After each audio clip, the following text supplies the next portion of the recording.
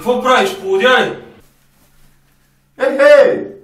Току-що гледах филма Психо и реших да си направя една шегичка. Изчезвай, Алтар! Тия земляни нямат никакво чувство за хумор.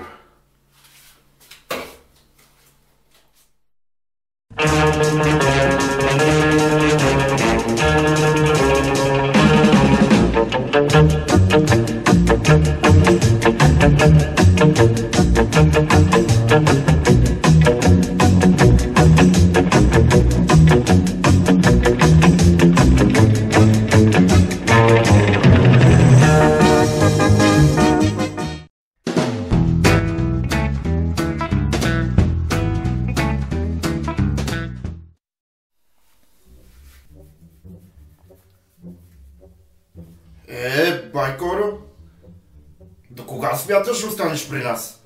Ами, колкото е нужно. Мисля, че е време да си вървиш. Не искам престъпници в дома си. Престъпници? Точно така. Какво си мислиш? Че не знам кой си? Ти си Байкоро Камат, корав бандит от Пазарджик. Грешиш, приятелю. Може да съм сляп, но не съм глупав. Имаш късмет, че аз също си имам проблем с властите. Затова не съм те издал. Искам да се умиташ бързо. Проблеми с властите ли? Да, разбих един самолет на Боинг и сега ме издирват в цяла Европа. Самолет? Но как така? Ти не виждаш? Това са предразсъдъци. Бетовен също е бил сляп, но е писал много яки тючеци. Ван Гог е бил само с едно ухо, но това не му е попречило да се издигне. Землянино, Бетовен не е бил сляп, а глух. Да бе, като че ли си бил там. Та, какво става с този самолет? Приземих го върху един пенсионерски клуб. Съжалявам за жертвите, но поне спасих повечето от пътниците. Защо изобщо си пилотирал ти? Това е дълга история.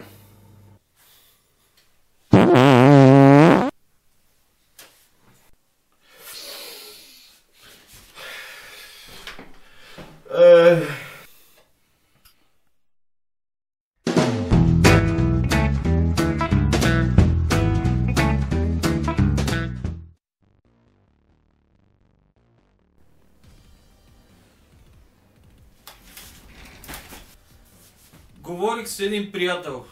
Той е уфолог и ми каза, че някъде до Пловдив имал тайна космическа база. Страхотно! Кога заминаваме? Ами можем да отидем още утре. Просто трябва да приемеш друг външен вид. Защо? Нима не ме намираш за красив и привлекателен. На Марс съм печелил 3 пъти конкурса, господин чаровник. Много добре знаеш какво имам предвид. Имаш много красиви зелени очи и сива кожа. Но това не е приятно на нашата планета. Ще оплашиш някой. Еми, тогава пак ще бъда този индивид Байкоро. Не, избери си някой друг. Твърде рисковано е. Издирват го по дърво и камък. Той е опасен и неуравновесен. Не мога да променя вида си в повече от един обект годишно. Аз не съм от Венера. Аз си мислех, че може да правите каквото си поискате. Не. Ние сме марсианци. Не македонци. И какво ще правим сега? Спокойно. Ще измислим нещо. Все пак съм цял академик.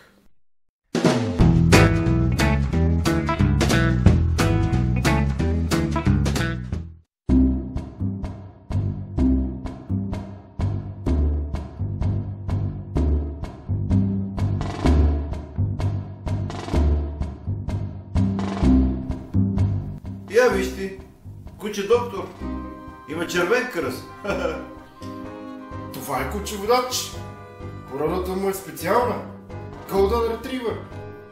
Хе-хе, това е един обикновен черен лабрадор. Значи пак са ми прецакали. Какви умения има? Може ли да говори? Кучетата на Марс са много приказливи. Не, може само да те води. Гати тъпото куче. Как го нарече? Я го повтори пак. Гати тъпото куче. Значи добре съм чул. Искам да му се извиниш веднага. Откъде на къде ще се извинявам на някакво си куче. Напротив, кучетата водачи са много емоционални и чувствителни. И ако не му се извиниш веднага, ще се наложи да използвам груба сурова сила върху тебе. В никакъв случай. Все пак си имам достоинство. Извинявай, миличко. Не исках да те засягам. Прости ми. Няма проблеми, чичак. То говори. Чухте ли? Глупости. Кучетата не говорят. Нищо не чух. Само ти ме чуваш, братски. Говоря ти по телепатичен път. И ти ли си от нашите? Да, тук съм от 1947 година. Тогава се разбихме близо до Самоков. Само аз оцелях. Предлагам да вземем чинията и да се умичаме. Не става. Изоставиха ме. Сам съм. Тежко, брат. Това е като във филма на Спилбърг. Да, ама при мен е още по-кофти. Тук е България. И дори не мога да звънна вкъщи. Бай Колю май съвсем изперка. Не го искам тук.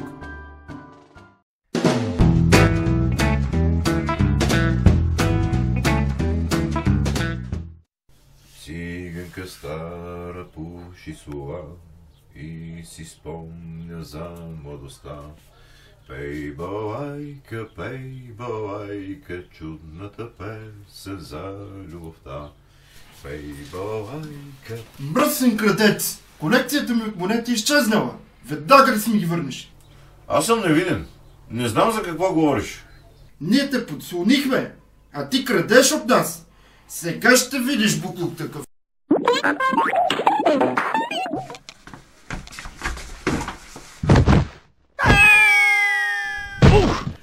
Опа!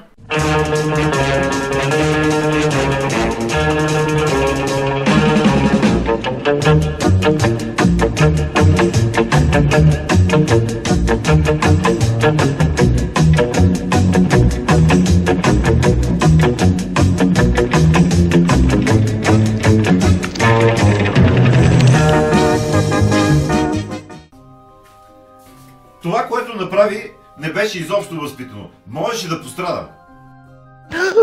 Обещай ми, че няма да ми схвърляш повече от прозореца.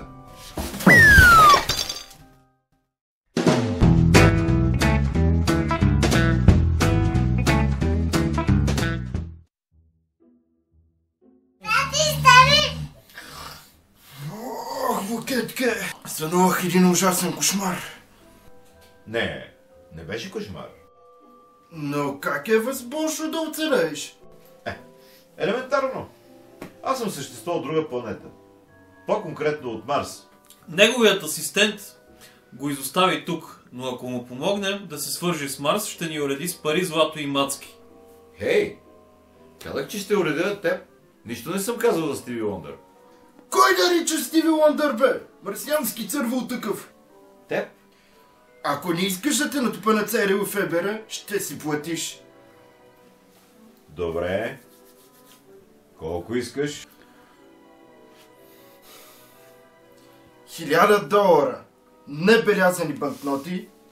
Един чувал кучешка храна от най-високия клас. И кукла Барби фолк певица за дъщеря. Това ли е всичко? Да, малко ли е според теб? Малко ли е? Добре, приемам. Хе-хе-хе, прецаках го. Аз ще отворя, чакай.